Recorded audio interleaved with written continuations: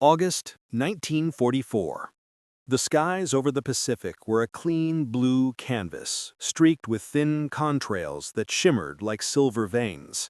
Far below, the islands of Japan waited, calm, ordered, and proud. On a naval base outside Tokyo Bay, a group of admirals stood on the veranda, sipping bitter tea as they gazed eastward. The sound came first, faint, strange, and low, a distant hum that did not belong to any Japanese engine. It was steady, unwavering, and far too high for the slow rumble of a Zero. One admiral smiled. The others did too. They believed the sound was nothing more than a curiosity, another American experiment, another weapon still far away. They had seen warplanes before, seen cities burn in China, seen what their own bombers could do. Japan was an island fortress, the heart of an empire that had swept across half the Pacific. The Americans, they believed, lacked the will to bring the fire to Japan itself. The hum in the sky was just noise. But that hum would return, louder, deeper, and one day it would come to mean something else entirely, the sound of reckoning.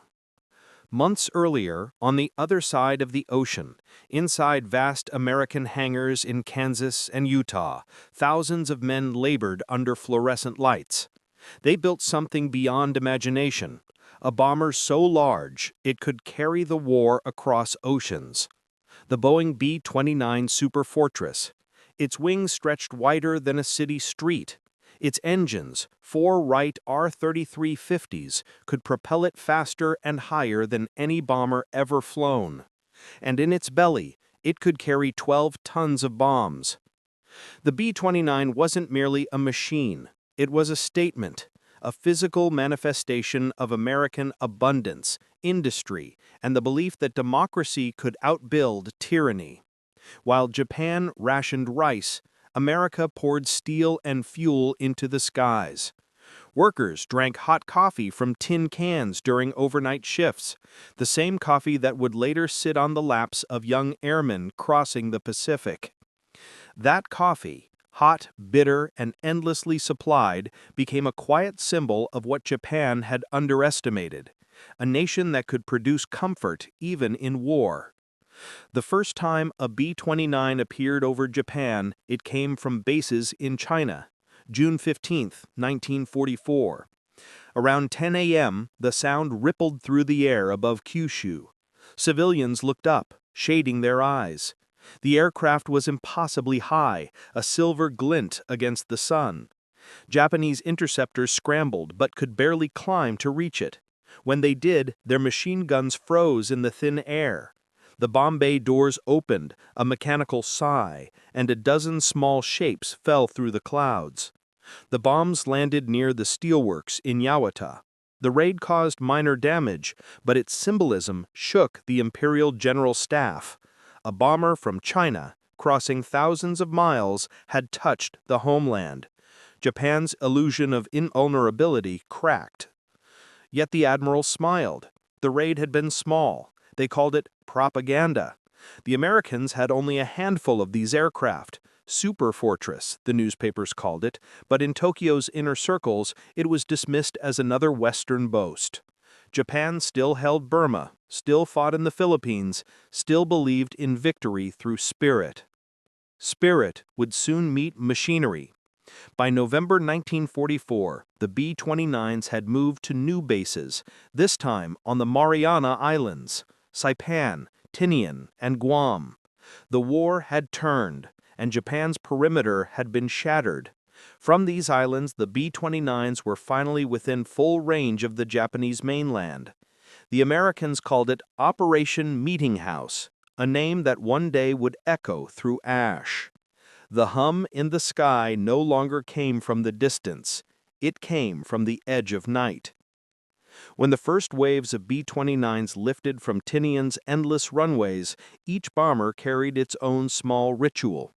Crews checked their maps, adjusted the oxygen lines, and passed around coffee in metal cups.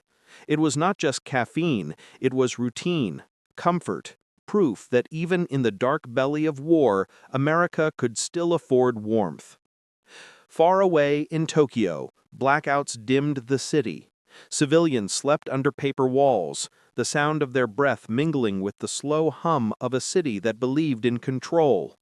Air raid sirens had become familiar, but not feared. The Japanese government told its people that no enemy aircraft could reach them in strength. The army had sworn to protect the skies.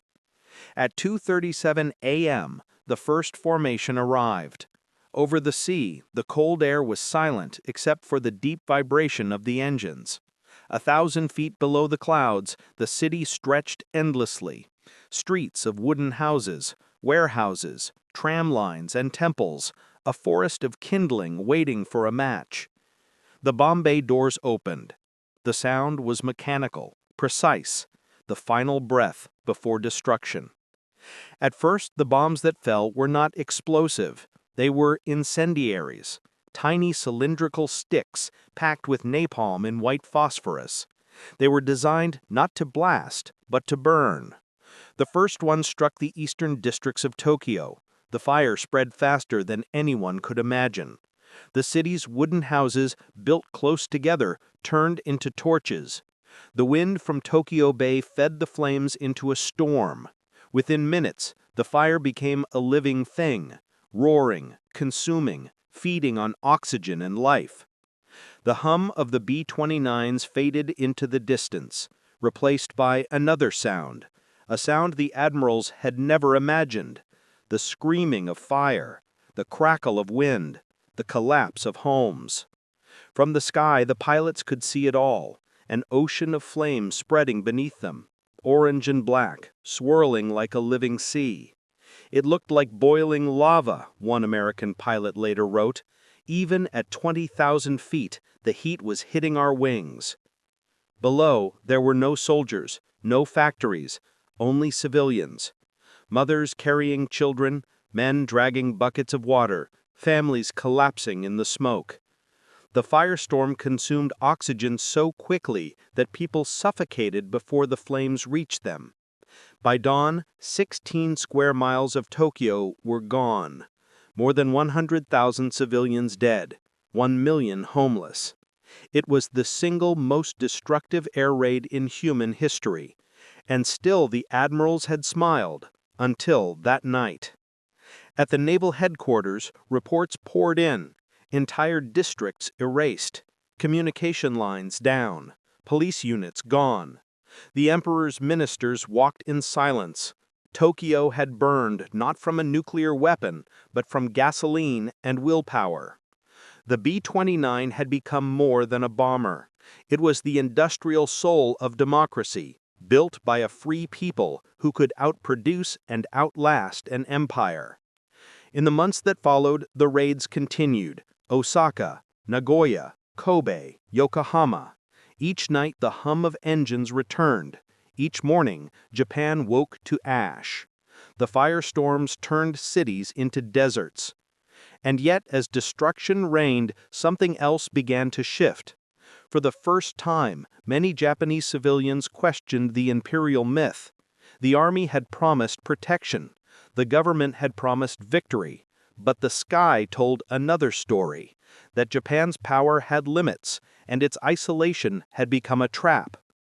The admirals who once smiled now drank in silence. Some turned their faces away when the air raid maps were unrolled. Others muttered about honor, about fighting to the end. But inside, they knew. They had heard it, the hum of inevitability. Among the American crews, the war felt both distant and personal. They saw cities vanish below, but felt none of the fire. In their bomb bays, the ritual continued: the hiss of hydraulics, the metallic slide of the doors, the final moment before release. After each mission, they returned to their tents, to coffee cans and rationed cigarettes, to laughter and exhaustion. They could afford to feel human. Japan could not. Then, in August 1945, the final act arrived: Hiroshima, Nagasaki. The same engines, the same hum, the same bomb bay doors, but now carrying weapons unlike any the world had known. In those seconds, even the meaning of destruction changed. And when the surrender finally came, it came not through a final battle, but through silence. The hum was gone. The bomb bay doors closed. The coffee went cold. In the ruins of Tokyo, the smell of ash lingered for months. Children played among the burned foundations. From the American occupation forces came shipments of food, canned goods, powdered milk, and yes, coffee. The same taste the bomber crews had once shared above the clouds now filled the cups of the defeated. It was a bitter irony and a quiet mercy. Japan rebuilt not from steel, but from memory. The B-29 had shown what industrial democracy could do for both war and peace. It had broken the myth of invincibility, and the ashes of Tokyo are no longer black but gray, compacted into the foundation of new streets. Surveyors mark boundaries, engineers draw blueprints, and cranes rise where once only smoke stood. American occupation forces oversee the rebuilding not as conquerors, but as architects of a new geopolitical balance. Under General Douglas MacArthur's direction, Japan is recast from empire to democracy. The same airfields that once sent out bombers now receive shipments of steel, tractors, and machinery. Factories that had built aircraft engines are refitted to manufacture sewing machines and motorbikes. Workshops that once produced bullets turn out transistor parts. The hum of industry returns, familiar yet altered, the echo of war transformed into the rhythm of reconstruction. In 1949, Japanese exports total only a fraction of their pre-war level. By 1954, they have doubled. By 1960, they will surpass every projection made during the occupation. Economic reports trace the origins of this rise to a singular principle: efficiency born of scarcity. The Strategic Bombing Survey's findings, once a catalog of ruin, become a blueprint for modernization. Japanese planners study its data to identify weaknesses, supply chains, energy infrastructure, factory dispersion. In rebuilding, they correct each fault systematically. What was once destruction becomes instruction. American policy, driven by containment of Soviet expansion, accelerates this rebirth. The Korean War erupts in 1950, and Japan's proximity turns it into the logistical heart of UN operations. Mitsubishi, Kawasaki, and Hitachi receive contracts to repair engines, assemble vehicles, and supply materials. The old war industries hum again, not in aggression, but in service of alliance. Economists note that within 5 years, Japan's GDP increases by over 50%. The ruins of Tokyo evolve into a city of neon, its skyline threaded with power lines instead of smoke. The firestorm that once consumed 16 square miles has been replaced by an electrical glow visible from the stratosphere. Satellite photographs decades later will show Tokyo as one of the brightest points on Earth, a permanent counterimage to the darkness of 1945. Meanwhile, the lessons of the B-29 shaped the doctrines of the emerging superpowers. The United States Air Force, newly independent since 1947, adopts strategic bombing as the core of deterrence. Jet engines replace pistons, nuclear payloads replace incendiaries. The ghost of the B-29 evolves into the B-47, the B-52, and beyond. Each new model carries with it the legacy of the Tokyo raids, the understanding that power projected from the sky can determine the fate of nations. In Moscow, Soviet planners study the same surveys and reach the same conclusion. Survival depends on the ability to respond in kind. Thus begins the age of mutual deterrence, the cold equilibrium built on the arithmetic of annihilation. The hum of engines never ceases. It merely shifts altitude, moving from bombers over Japan to the long, invisible patrols over polar skies. Japan, having lived through the consequences of strategic air war, chooses a different path. Its new constitution renounces offensive force, focusing instead on economic strength and technological mastery. Where once it sought domination through conquest, it now seeks influence through precision. The skills learned in war, engineering, metallurgy, design, become tools of peace. The same industrial logic that had built the B-29's adversaries now builds cameras, cars, and electronics shipped across the globe. By the late 1950s, American and Japanese scientists collaborate on jet propulsion and electronics. The former enemies' industries intertwine until they are economically inseparable. When Boeing unveils the 707 in 1957, several components trace their lineage to research once conducted in wartime Japan. The circle closes. The hum of flight, once the sound of fear, becomes the sound of commerce. In Washington, analysts reviewing the post-war data observed that Japan's transformation is not accidental. It is the clearest demonstration of industrial democracy's power, the ability to convert destruction into productivity. Air power, they note, has proven two things. First, that no nation can endure isolation in the age of machines. Second, that recovery requires openness to those once considered enemies. By 1964, Japan hosts the Olympic Games. Television broadcasts carry the images of torch relays, bullet trains, and stadium lights to every continent. Commentators remark that less than 20 years earlier, this same city had been a landscape of ashes. The transformation astonishes the world, but follows a consistent logic. The same logic that guided American Reconstruction in Europe and the Pacific. Abundance as ideology. The symbolism of abundance reappears in subtle forms. Coffee, once a rare luxury during the war, becomes a staple of urban life.